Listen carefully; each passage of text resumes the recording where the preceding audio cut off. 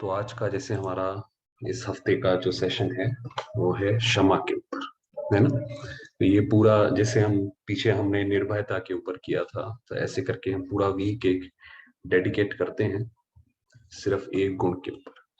तो इसमें बाबा क्या कह रहे हैं, शिक्षा के साथ क्षमा और रहम को अपना लो, तो दुआएं दो दुआएं लो, तो आपका घर आश्रम बन जाएगा। यही हमने अभी 2-3 दिन से पढ़ा है कि शिक्षा के साथ क्षमा जरूरी है। आज बाप दादा सर्व बच्चों के मस्तक में प्योरिटी की रेखाएं देख रहे हैं। आपको पता है जैसे ही मुरली स्टार्ट होती है तो सबसे पहले जैसे बाबा ये बताते हैं कि बाबा किस नजर से देख रहे हैं, क्योंकि वो तो ज्ञान का सागर है, सारे पर्सपेक्टिव सारे व्यूज उसके पास हैं। तो वो किस नजर से देख रहा है, तो बाबा आज प्योरिटी की रेखाएं देख रहे हैं कि हम सबके ऊपर प्योरिटी की रेखाएं कितनी है। क्योंकि ब्राह्मण जीवन का फाउंडेशन है ही पवित्रता। पवित्रता जैसे पवित्रता का मतलब है कि तन मन धन की सारी पवित्रता है, कि जो हमारा खान पान हो वो ही पवित्र हो, और क्या कहते हैं जो हमारा रहन सहन हो वो भी पवित्र हो। तो वास्तव में वो जितना पवित्रता हमारे अंदर आती जाती है, तो जैसे मन के हमारे जो भी विकार है, चाहे कोई भी है, डर है, चाहे कैसे भी विकार है, वो अपने आप ही धुल धुल के जाते जाते हैं। तो पवित्रता जो है इसलिए फाउंडेशन है। पवित्रता की रेखाएं कौन सी है जानते हो? अब बाबा अब देखिए, अब धीरे धीरे कैसे गहराई में जाते हैं। पवित्रता सर्व को प्रिय है। पवित्रता सुख शांति प्रेम आनंद की जननी है। जहां पे पवित्रता है, जिस घर में पवित्रता है, तो उस घर में सुख शांति वैसे ही रहेगा। पवित्रता ही मानव का सच्चा श्रृंगार। आज से देखिए, आज मनुष्य जो है कितना ज्यादा, कितने सारे लोग परेशान होते हैं। किसी को लगता है कि हमारा चेहरा सुंदर नहीं है, किसी को लगता है हमारी आवाज सही नहीं, किसी को लगता है ये नहीं है। वास्तव में अगर पवित्रता हो आत्मा के पास तो उसे और किसी चीज की जरूरत ही नहीं है। ये जो मूर्तियां होती हैं, आप देखिए, अब देवताओं की मूर्तियों के लिए तो व्यक्ति वैसे ही आकर्षित होता है उनके लिए। पवित्रता नहीं तो मानव जीवन का मूल्य नहीं। वही बताया कि अगर ये नहीं है तो फिर जैसे वो मानव जीवन ही नहीं है। जैसे देखते हो देवताएं पवित्र हैं इसलिए ही माननीय और पूज्य हैं। पवित्रता नहीं तो मानव जीवन को आजकल देख रहे हो, आपको पता है ये वेस्टर्न फिलोसफी अब इंडियन यहाँ पे हमारे पास आ गई है। जो वही इसमें ये होता है भी खाओ पियो मौज करो, वरना ये हमारी फिलोसफी नहीं थी। तो अब ये क्या हो गया है कि अब धीरे धीरे लोग उससे भी जैसे उबाने लगे हैं, है ना, डिसइंटरेस्टेड होने लगे। भाई इस लाइफ में कोई मजा नहीं है। बाप दादा ने आप सभी बच्चों को ब्राह्मण जन्म का वरदान यही दिया, पवित्र भव योगी भव। जिस आत्मा में पवित्रता है उसकी चाल चलन चेहरा चमकता है। इसलिए पवित्रता ही जीवन को श्रेष्ठ बनाने वाली है। आज के समय में जब हमारी कभी ऐसे वीडियो कॉल होती है तो हम देख के जैसे पता पड़ जाता है कि ये व्यक्ति बाबा का बच्चा है कि नहीं। इतना ज्यादा जैसे फर्क आता जा रहा है दुनिया में और बाबा के बच्चों में। तो वास्तव में आप सब बच्चों का स्वरूप, आदि स्वरूप ही पवित्रता है। अनादि स्वरूप भी पवित्रता है। आदि माना जब हम सतयुग में आते हैं, क्योंकि तब हमारा स्वरूप पवित्र है, और जब हम परम धाम में अनादि रूप से जब वहां रहे हैं तब भी पवित्र है। तो ये क्यों बोला, क्योंकि जैसे कई बार हम लोगों को लगता है कि भाई हर एक आत्मा को लगता है भाई मैंने तो इतने सारे पाप किए, है ना, इस जीवन में तो मैंने पता नहीं क्या क्या किया है। तो उसको वो यही पास्ट जो है वो खाता रहता है, उससे वो बाहर नहीं निकल पाता। तो बाबा कह रहे हैं आप अपना पास्ट पूरा जानो, भाई आदि अनादि में आप पवित्र थे। ऐसी पवित्र आत्माओं की विशेषताएं, उनके जीवन में सदा पवित्रता की पर्सनैलिटी दिखाई देती है। पवित्रता की रियलिटी, पवित्रता की रॉयल्टी चेहरे और चाल में दिखाई देती है। ये आप देखिए, कई लोग होते हैं उनका चाल चलन ऐसा होता है, देख के लगता है भाई ये जो है कुछ अलग है, मगर ये नहीं हमें कभी पता चलता था कि वो अलग क्या है। तो वो बाबा ने बताया वो पवित्रता है। ये रेखाएं जीवन का श्रृंगार है, जैसे बताया ना, चाल चलन सारी चीजें जो बताई। रियलिटी है मेरा आदि अनादि स्वरूप पवित्र है। ये स्मृति समर्थ बना देती है। भाई आप देखिए कितने सारे लोग ऐसे, खासकर देखिए राजपूताना में होता है ना, वो भाई कहते हैं भाई तुम राजपूत खानदान की हो। ऐसे सिख धर्म में भी कहते हैं भाई तुम्हारा धर्म है रक्षा करना। तो कितनी ज्यादा उसके अंदर समर्थी आती है। तो ऐसे ही हमारे अंदर भी ये समर्थी है कि भाई मैं आत्मा कौन सी हूँ, मैं आत्मा पवित्र हूँ। चलो ये तो थोड़े समय के लिए व्यक्ति हो गया ऐसा, मगर उससे पहले तो मैं कैसी थी। रॉयल्टी है, स्वयं भी सम्मान में और हर एक को सम्मान देकर चलने वाला। तो अपने अपना भी हमारा सम्मान ऐसा हो। आजकल तो क्या होता है, किसी ने कुछ कह दिया और हमारा पता पड़ा मूड ऑफ हो गया। हाँ जी, किसी ने बोल दिया कि भाई ये तो आप बिल्कुल गलत काम करते हो, तो हमारा मूड ऑफ हो गया। चार लोगों ने बोल दिया कि भाई आप तो क्या कहते हैं, बहुत अच्छा काम करते हो, मूड अच्छा हो गया, ये तो क्या है, ये तो बिन पैंदे के लोटे हैं, हमें पता ही नहीं है कि हम जो काम कर रहे हैं वो कितना अच्छा है, कितना सही है। अरे भाई, हम अपने कर्मों को जाने ना, हम डिसाइड करें कि हमने क्या करना है। तो एक ये हो गया अपने को सम्मान, और दूसरे को भी सम्मान देके चलना। ऐसा नहीं कि अब मैं यहीं से जानता हूँ, मुझे कोई सलाह की जरूरत नहीं है, ऐसा भी नहीं है। दूसरे को भी सम्मान दो, देखो वो क्या बात बोल रहा है, कैसे बोल रहा है, कितना उसमें रैशनल है। पर्सनैलिटी है सदा संतुष्टता और प्रसन्नता। तो ये पवित्रता की पर्सनैलिटी है, स्वयं भी संतुष्ट और अन्य को भी संतुष्ट करने वाले। पवित्रता से प्राप्तियां भी बहुत हैं। बाप दादा ने आप सभी बच्चों को क्या क्या प्राप्ति कराई है वह जानते हो ना, कितने खजानों से भरपूर किया है। अगर प्राप्ति को स्मृति रखें तो भरपूर हो जाए। अब बाबा बताने कौन कौन सा खजाना। सबसे पहला खजाना दिया है ज्ञान का खजाना, जिससे जीवन में रहते दुख शांति से मुक्त हो जाते हैं। तो वास्तव में आप देखेंगे, ये मनुष्य को ये लगता है कि उसे कुछ मटेरियल कोई चीज मिले, वहां पे तो वो बहुत जल्दी जाता है, मगर ज्ञान की उसको जो है वैल्यू नहीं है।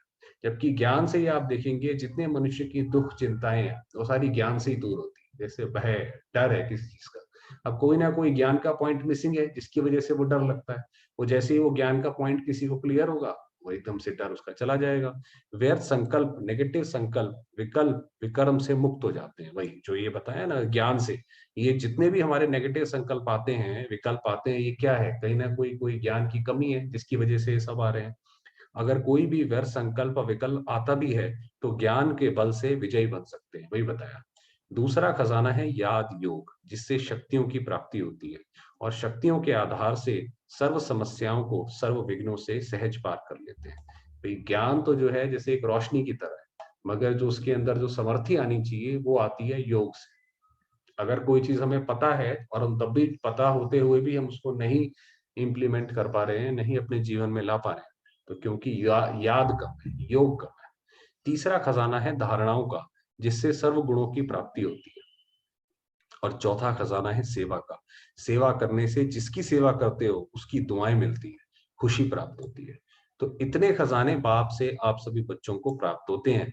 बाप सभी को एक जैसे ही खजाने देते हैं, वो तो सबका टीचर एक है ना। वो तो एक, भाई सर्वोदया, सर्व पर दया करने वाला एक ही टीचर है, वो किसी के लिए स्पेशल नहीं करता। तो फिर भी सारे बच्चे अलग अलग क्यों हो जाते हैं जब वो एक ही खजाना देता है तो। कोई को कम, कोई को ज्यादा नहीं देते हैं, लेकिन लेने वालों में फर्क हो जाता है। कोई बच्चे तो खजाने को प्राप्त कर खाते पीते मौज करते हैं और फिर मौज में ही खत्म कर देते हैं। माना बाबा से कोई चीज मिली, चलो वही सुन के बहुत अच्छा लगा, मन में थोड़ी देर शांति आई और फिर वहीं के वहीं छोड़ दिया, उसको आगे मनन नहीं करा। भाई कोई बाबा का खजाना आपको कोई पॉइंट अच्छा लगा है, तो फर्दर सोचो इसके अंदर ये हम इसको अपनाएं कैसे। ये नहीं कि बस सुना अच्छा लगा, वो तो फिर कन रस हो गया। अगर हमने कोई धारण करा नहीं तो वो तो कानों को अच्छा लगा, दुनिया में भी यही होता है। तो फिर और कोई बच्चे खाते पीते मौज करते जमा भी करते हैं, और कोई बच्चे कार्य में भी लगाते हैं और बढ़ाते भी जाते हैं। तो बाबा ने तो बोला हुआ है बच्चे, ये सत्य ज्ञान है, आप एक बारी इसको ट्राई करके देखो, ट्रायल करके देखो जो जो बाबा बोलते हैं, तो आपको देखो उसका रिजल्ट मिलेगा। बढ़ाने की चाबी है खजाने को स्व के प्रति और दूसरों के प्रति यूज करना। अब स्व के प्रति कैसे, जैसे बाबा ने बताया कि भाई आप अपने विकल्प दूर करना चाहते हो, पवित्रता से दूर होंगे, तो देखो एक बारी पवित्रता धारण करके, भाई एक हफ्ता ही करो, एक हफ्ते के बाद आपको देखो पता पड़ता है कि कोई जीवन में कुछ आया है कि नहीं आया, आपको पता पड़ेगा उससे। फिर आप दूसरों को भी बता पाओगे। जो यूज करता है वह बढ़ाता है। तो ये हमने जैसे यूज करा ना, तो अपने आप से पूछो कि ये विशेष खजाने जमा है क्या कहेंगे, हाँ या थोड़ा थोड़ा। जिसके पास ये खजाने जमा है वह सदा भरपूर रहता है। आप देखिए, वो जैसे कोई व्यक्ति हो, उसकी 1 करोड़ की लॉटरी लग जाए, वो किसी को नहीं भी बताएगा तो उसका चेहरा बता देगा। इसी तरीके से जब हम किसी के पास खजाना ज्ञान का भरपूर होगा, तो उसको किसी को अलग से बताने की जरूरत नहीं है। देखो कोई भी चीज भरपूर रहती है ना तो हलचल नहीं होती है। देखिए शिव बाबा में भी इसलिए हलचल नहीं है क्योंकि वो ज्ञान से भरपूर है। अगर भरपूर नहीं होती है तो हलचल होती है, हिलती है। कोई भी चीज को अगर पूरी रीति से भर नहीं दो तो वह हिलती है। आपको पता है वो जो एक कहावत है, अधगगरी छलकत जाए, कि जब पानी आधा होता है मटकी में तो वो चलते हुए हिलता बहुत है, मगर पूरा भरा होगा तो नहीं हिलेगा। तो वही हमारा है, हमारे अंदर भी ज्ञान आधा अधूरा होगा, कुछ समझ आया कुछ नहीं समझ आया, परिस्थिति आएगी हिल जाएंगे। मगर ज्ञान जितना ज्यादा वो पूरा होता जाएगा तो वो हिलने का जो स्पेस है वो कम होता जाएगा। और यहाँ भी अगर सर्व खजानों से भरपूर नहीं है तो हलचल होती है। सदा ये नशा रहे कि बाप का खजाने मेरे जन्म सिद्ध अधिकार है। बाप ने दिया, आपने लिया, तो सब खजाने किसके हुए? आपके हो गए ना। तो ये हम इसके ऊपर अधिकार रखें कि ये बाबा की कोई भी चीज है हमें पूरी पता होनी चाहिए। जितनी बाबा की मुरलियां हैं, जो बाबा ने दिया है, वो जितना ज्यादा हो सकता है हम उसको पढ़ें। तो जिसके पास खजाने हैं वह कितना नशे में रहता है। जैसे छोटा सा राजा का लड़का राजकुमार होता है, पता भी नहीं होता है कि बाप के पास क्या क्या खजाना है, लेकिन नशा रहता है कि बाप के खजाने मेरे खजाने हैं, और खजाने की खुशी में रहता है ना। कि भाई आप देखिए आज में भी समय में लोग वैसे ही रहते हैं। अगर खुशी कम रहती है तो उसका कारण क्या होता है? बाप ने तो खजाने दिए हैं, सुना, लेकिन एक है सुनने वाले, दूसरे हैं समाने वाले। आप देखिए जो ये अब ये इसके अंदर एक नियम आता है कि हर एक आत्मा के पास अपनी स्व इच्छा है। बाबा जैसे उसमें बताया कि भाई गीता का भगवान जो है वो गीता का ज्ञान तो दे सकता है, रास्ता दिखा सकता है, मगर उस पर चलना हमारी जिम्मेवारी है। उसी तरीके से शिव बाबा मदद अपनी दे सकता है, ज्ञान दे सकता है हर तरीके से, मगर उसको एक्सेप्ट करना वो हमारी जिम्मेवारी है। उसके लिए हमें ही करना पड़ेगा, क्योंकि ये नियम है, इसको फ्री विल बोला जाता है जैसे फिलोसफी की भाषा में, कि हर एक आत्मा अपनी स्व इच्छा की मालिक है। तो जो समाने वाले हैं वे नशे में रहते हैं भाई, जिन्होंने ये बाबा का खजाना पूरा अपने अंदर समा लिया, उनको नशा चढ़ता है। तो आज नए नए भी बच्चे बहुत आए हैं, बाप दादा आप लकी बच्चों को, आप सबको, आप सबके भाग्य की मुबारक दे रहे हैं। अपने भाग्य को पहचाना, पहचाना है परमात्मा प्यार, अविनाशी प्यार, जो सिर्फ एक जन्म नहीं चलता, अनेक जन्म सदा ही प्यार कायम रहता है। ये जो है ये शिव बाबा का हमें एक बार स्नेह मिल गया, अब हमने इस जन्म में ले लिया, तो हमें, हम बाकी आत्माओं से भी हमें स्नेह की प्राप्ति होती रहेगी पूरे कल्प में। क्योंकि ये जो समय चल रहा है ये समय भी संगम युग, भाग्यवान युग है। सतयुग को भी भाग्यवान कहते हैं। अब ये बाबा ने ये जो प्यार बताया, इससे एक बात याद आई कि ये जो बताया ना कि अनेक जन्म चलता है, आपको पता है काफी सारे लोगों ने जो out of the body experience जिसको बोलते हैं, कि कोई व्यक्ति मर जाता है और मरने के बाद वापस आ जाता है, ये यूट्यूब पे है, इसकी काफी सारी रिसर्च भी करी है लोगों ने इसके ऊपर। तो जब भी किसी ने शरीर छोड़ा है तो उसके बाद वो यही बोलता है कि हमें किसी रोशनी से बड़ा ऐसा लगा, बड़ा प्यार का अनुभव हुआ, और इतना इतना तक अनुभव हुआ कि हमारा दोबारा इस शरीर में आने का भी मन नहीं था। तो ये बाबा ने जैसे पहले से ही ज्ञान दे दिया, तो इसलिए जो है हमारा जो मृत्यु से डर है वो भी हमारा खत्म हो गया। कि भाई अगर ये शरीर छोड़ेंगे तो ये तो अज्ञानी लोगों का हाल है, जो बिल्कुल, ऐसा नहीं है कि मैं ब्रह्मा कुमारी इसकी हम बात कर रहे हैं, तो आउटसाइड विदेशों में बात कर रहे हैं, कोई किस धर्म का, कोई किस धर्म का, कोई भगवान को नहीं भी मानता था। ये उनके ये सारे अनुभव है कि जब वो शरीर छोड़ते हैं तो इतना जैसे भगवान के प्यार का अनुभव होता है। तो हमें फिर क्यों डरना चाहिए? ये तो अच्छी बात है भाई, अनुभव होता है तो इस संगम युग में ही बाप द्वारा अखंड भाग्य का वरदान वर्षा प्राप्त होता है। तो ऐसे संगम युग में भाग्यवान समय में आप सभी अपना भाग्य लेने के लिए पहुंच गए हो। ये तो अपना भाग्य, जो यहाँ पर हम आए हैं, ये तो अपना भाग्य लेने के लिए पहुंचे। बाप दादा बच्चों को एक ही सहज पुरुषार्थ की विधि सुनाते हैं। सहज चाहते हो ना, मुश्किल तो नहीं चाहते हो ना। तो आप देखिए हर मुरली में बाबा जैसे कोई कहते हैं भाई टोटके के रूप में बस एक छोटी सी चीज बता देते हैं, भाई अच्छा और कुछ नहीं कर सकते हो, ये कर। तो ऐसे ही बाबा बता रहे हैं कि इन इन बच्चों को तो भाग्य की सहज विधि मिल गई है, मिली है ना सबसे सहज, और कुछ भी ना करना, सिर्फ एक बात करना। एक बात तो कर सकते हो ना, हाँ हाँ करो या ना करो। तो सुन रहे हैं तो बाबा कह रहे हैं भाई आप सामने बैठे हो, हाँ या ना तो करो ना। जैसे टीचर कहता है तो कहो हाँ। कहो हाँ। तो जो सबसे सहज विधि है, अमृत वेले से लेके सबको जो मिली, उससे दुआएं लो और दुआएं दो। ये पहले भी बाबा ने बताया था कि हम और कुछ भी नहीं कर सकते हो, बिल्कुल जीरो। ये आता है गीता में कि वही वो अर्जुन कहता है कि भाई प्रभु ये भी नहीं कोई कर सकता, तो कहता है अच्छा ये कर। अच्छा ये भी नहीं कोई कर सकता, तो वो कहते हैं अच्छा ये कर। तो ऐसे ही बाबा कहते हैं कि बाकी सारी चीजें छोड़ दो और कुछ भी ना करो, दुआएं दो और दुआएं लो। थोड़ा सा यहाँ से पढ़ते हैं क्योंकि समय कम है। शुभ भावना शुभ कामना रखो। कभी कभी क्या होता है, कोई ऐसा काम करता है ना, तो कोशिश करते हैं शिक्षा देने की, इसको ठीक कर दो। शिक्षा देते हो, शिक्षा दो, लेकिन शिक्षा देने की सर्वोत्तम विधि है कि क्षमा का रूप बन के शिक्षा दो। अब आप देखिए बाबा भी तो हमें शिक्षा ही देते हैं ना, मगर बाबा का क्षमा का रूप इतना ज्यादा है कि वो शिक्षा हमें शिक्षा नहीं लगती है, वो तो हमें प्यार लगता है कि देखो बाबा ने जो है हमें ये सारी ये जो मुरली शिक्षाएं हैं और क्या है ये। तो सिर्फ शिक्षा नहीं दो, रहम, शिक्षा क्षमा भी करो और शिक्षा भी दो। दो शब्द याद रखो, शिक्षा और क्षमा अर्थात रहम। अगर रहम दिल बन के उसको शिक्षा देंगे तो आपकी शिक्षा काम करेगी, तो उसके प्रति कि भाई इसका भी कल्याण हो, वो तब ये समझ के जो है ये दें, ना कि ये समझ के कि मेरे पास ज्ञान कितना ज्यादा है, ये तो देखो सामने वाला व्यक्ति गलत ही करता रहता है, लाओ इसको मैं ठीक करता हूँ। इस विधि से करेंगे तो बिल्कुल नहीं ठीक होगा। अगर रहमदिल बन के नहीं देंगे तो शिक्षा एक कान से सुनेंगे, दूसरे कान से निकल जाएगी। तभी तो लोग कहते हैं भाई आप तो ज्ञान सुनाते रहते हो। हाँ जी, जब आपसे मिलते हैं आप ये बताते हो ये नहीं करना, वो नहीं करना, ऐसा नहीं करना, वैसा नहीं करना, क्योंकि रहम नहीं है तो वो शिक्षा अंदर जाती नहीं है। वो अंदर जाती नहीं है तो वो तो एक कान के सुन से दूसरे निकाल देते हैं। शिक्षा धारण नहीं होगी, ऐसे है ना, अनुभव है। आप भी किसी का शिक्षक तो नहीं बन जाते हो। शिक्षक बनना जल्दी आता है, लेकिन क्षमा करना दोनों साथ साथ चाहिए। तो हम शिक्षक तो देखिए हर एक कोई बन जाता है कि हाँ जी हम बताते हैं जी इसमें क्या सही करना चाहिए, मगर क्षमा भी करना है, वो जरूरी है। अभी से रहम, रहम करने की विधि है शुभ भावना शुभ कामना। जैसे कहते हैं ना सच्चा प्यार पत्थर को भी पानी कर देता है, ऐसे ही क्षमा स्वरूप से शिक्षा देने से आपका कार्य जो चाहते हो ये नहीं करे, ये नहीं हो, वह प्रत्यक्ष दिखाई देगा। माना जैसे मान लीजिए हम किसी घर में रहते हैं ना, किसी के साथ रहते हैं, हमारा किसी के साथ कोई संबंध है, किसी के साथ कोई संबंध है। अब कई बारी वो व्यक्ति हमारे हिसाब से चलता भी है, कई बारी नहीं भी चलता है। तो जब वो नहीं चलता है तो उसको पहले रहम दो फिर शिक्षा दो, तो वो आपके हिसाब से मोल्ड हो जाएगा। अगर सिर्फ ऐसे बोलते रहेंगे ये नहीं करो, ऐसे नहीं करो, इसकी आवाज तेज नहीं करो, तो फिर वो ऐसे कितनी कहाँ तक मानेगा। आपके रहम दिल बन शिक्षा देने का प्रभाव उसकी कठोर दिल भी परिवर्तन हो जाएगी। तो क्या वरदान मिला, ना दुख देना ना दुख लेना। पसंद है, पसंद है तो अभी लेना नहीं, गलती नहीं करना। हम क्या करते हैं, चलो दुख तो नहीं देते हैं, बाबा के बच्चों में ज्यादातर ये होता है, दुख तो नहीं देते हैं, मगर किसी ने कुछ बोल दिया तो मन के थोड़े कच्चे हो जाते हैं, है ना, कि कोई किसी ने बोला और दुख बड़ी जल्दी फील कर लेते हैं।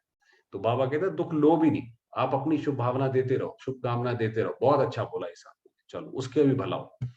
जब बाप दुख नहीं देता तो फॉलो फादर तो करना है ना, कर रहे हैं। कभी कभी थोड़ा डांट देते हो, डांटना नहीं, रहम करो, रहम के साथ शिक्षा दो, जैसे बच्चों के लिए बता रहे हैं। बार बार किसको डांटने से और ही आत्मा जो है ना वह दुश्मन बन जाती है। आप देखिए बच्चे जो है ज्यादा डांटते हैं, जो माँ बाप बच्चों को वो होती है, तो बच्चे क्या एक बार फिर वो स्टबन ढीठ हो जाते हैं कि भाई ठीक है मार पिटाई करोगे अभी भी कर लो, वो तो वैसे भी कर लेते हो। तो अगर इसी डांट मार पिटाई से ही दुनिया में शांति आ सकती होती तो जो वर्ल्ड वॉर 2 में हिटलर ने किया था उससे ही शांति हो गई होती, फिर तो बाबा को आने की जरूरत ही नहीं थी। तो उससे होता नहीं है। तो बाबा कहते हैं घृणा आ जाती है, बार बार अगर हम ज्ञान देंगे डांटेंगे तो घृणा आ जाएगी। परमात्मा बच्चे हो ना, तो बाप जैसे पतित को भी पावन बनाने वाला है, तो आप दुखी को सुख नहीं दे सकते हो। तो कोई दुखी है अपनी आदतों से आत्मा, तो आप उसको सुखी सुख दो। कैसे दोगे सुख, भाई कोई आत्मा अपनी आदतों से ही दुखी है, उसकी आदतें ऐसी हैं कि वो उसको ही परेशान करती रहती हैं। तो कैसे उसको आप पहले क्षमा से सहयोग दो, भाई क्षमा कर दो तो उसका सहयोग मिलेगा। अभी जाकर ट्रायल करना, ट्रायल करेंगे ना तो पहले चैरिटी बिगेन्स एट होम।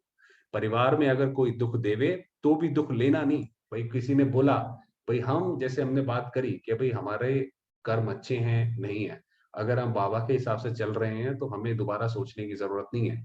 उसके अंदर हमारी अपनी डिसीजन की जो स्किल्स है वो अपने आप इंप्रूव हो जाएगी। तो उसके हिसाब से बस चलते रहे। दुआएं देना, रहम दिल बनना पहले घर वालों पर करो। आपके घर का प्रभाव मोहल्ले में पड़ेगा, मोहल्ले का प्रभाव देश में पड़ेगा, एक देश का प्रभाव विश्व में पड़ेगा। सहज है ना। अपने परिवार में शुरू करो, क्योंकि देखो अगर एक भी क्रोध करता है तो घर का वातावरण क्या हो जाता है, घर लगता है या युद्ध का मैदान लगता है। आपने तो ये सबने महसूस करा ही होगा कभी ना कभी। तो उस समय अच्छा लगता है, नहीं लगता है ना। तो बाबा वही कह रहे हैं कि जैसे भाई अपने घर को ही आश्रम बनाओ, और घर को आश्रम बनाने का जो पूरा उसकी फिलॉसफी बताई वो ऐसे है करके कि हिंसा बिल्कुल भी ना हो, ना बच्चों के ऊपर, ना बड़ों के ऊपर, ना किसी के ऊपर, ना अपने ऊपर। भाई अगर हमने किसी का दुख भी एक्सेप्ट किया तो हिंसा तो हुई ना, अपने मन में ही कर ली हमने हिंसा। चलिए, थोड़ा ही समय रह गया है, बाबा की याद करते हैं।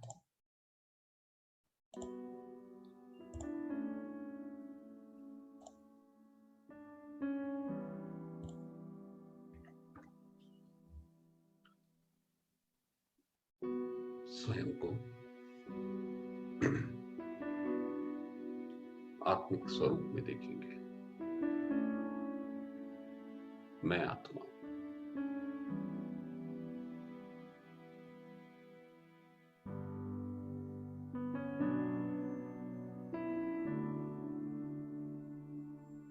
चमकता सितारा, शांति की किरणें चारों ओर फैला रही हैं।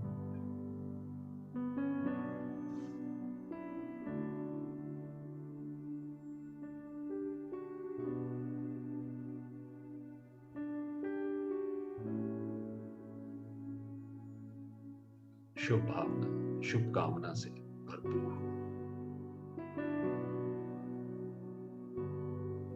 ज्योतिर्बिंदु शुभ भावना मेरे पिता है।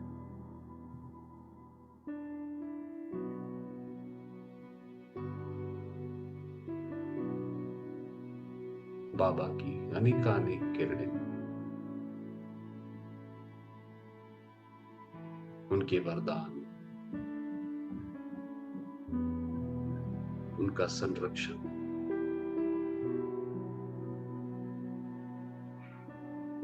मुझे आत्मा पर बरस रही है।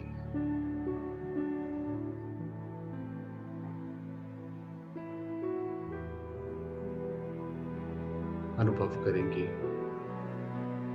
इन परमात्मा पवित्र के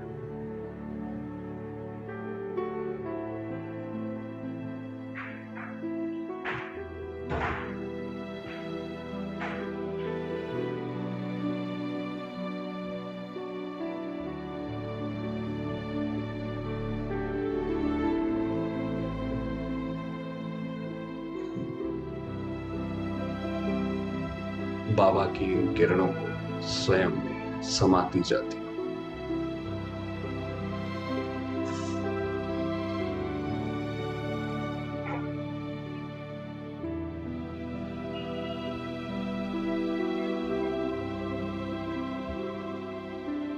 मैं आत्मा शांत स्वरूप,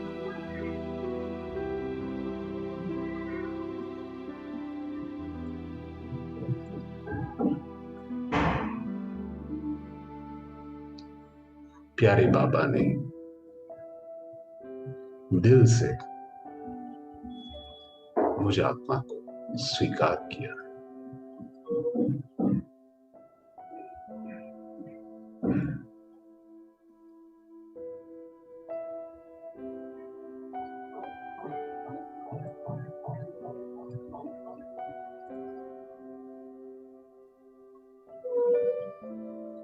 मैं आत्मा स्वयं को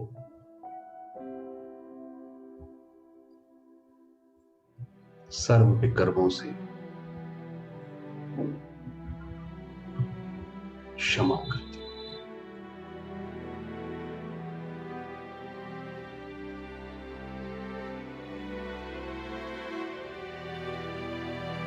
मैं आत्मा पवित्र,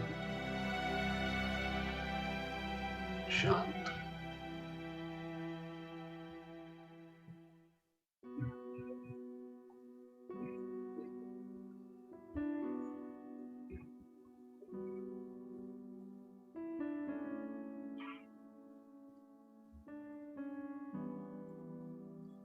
सर्वात्माओं को उनके पाठ के लिए क्षमा करती हूं।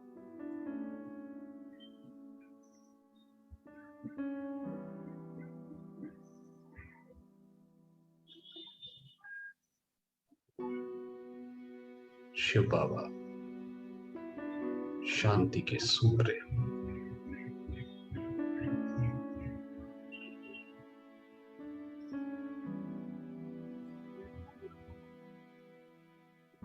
जिनकी किरणें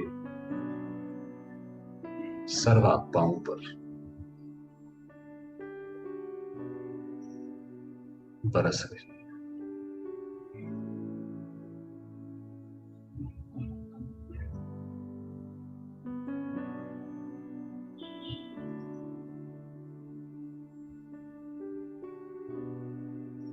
सारे विश्व में शांति व्याप्त है।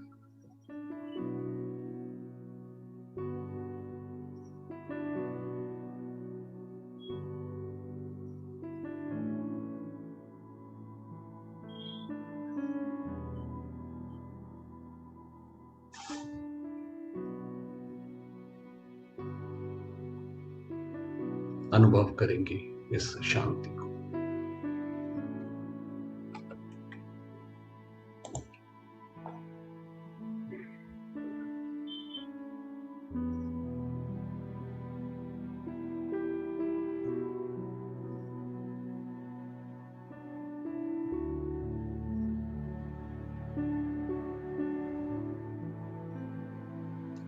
ओम